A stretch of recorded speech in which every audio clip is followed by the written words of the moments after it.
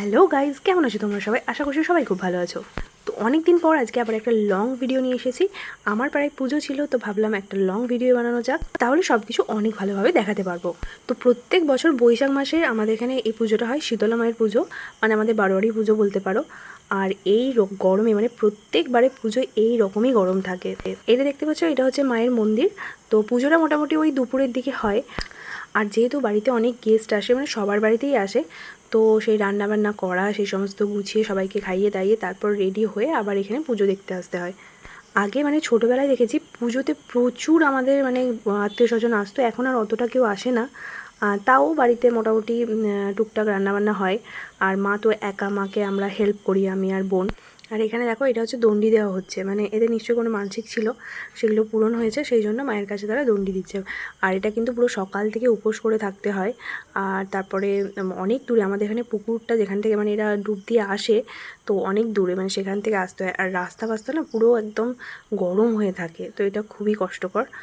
আর এই বছর আমরা দেখলাম যে আমরা অনেক আগে চলে গেছি, মানে প্রত্যেকবারে কি হয়, সব কিছু করে রেডি টেডি হয়ে আমাদের যেতে যেতে পুজো প্রায় শেষ হতে বসে, এরকম টাইমে আমরা যাই।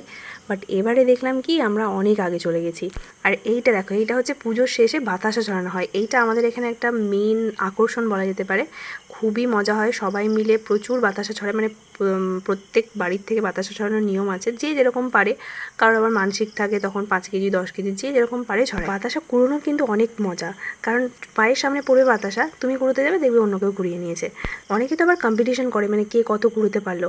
আমি এই ভিড়ের মধ্যে একদমই ঢুকি না, আমার পায়ের কাছে যদি এসে পড়ে তখন আমি কুড়াই, আর যদি কেউ সেটা যদি নিতে আসে তো আমি দিয়ে দিই। তো এইভাবে আমাদের পুজোটা কিন্তু হয়। আমাদের পুজোটা মোটামুটি 5-6 দিন ধরে হয়।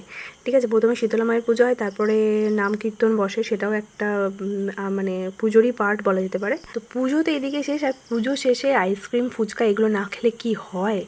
আর আমার সেদিনে এত গরম ছিল, আমার এত পরিমাণে জল খেতে ইচ্ছে করছিলো যে কী বলবো।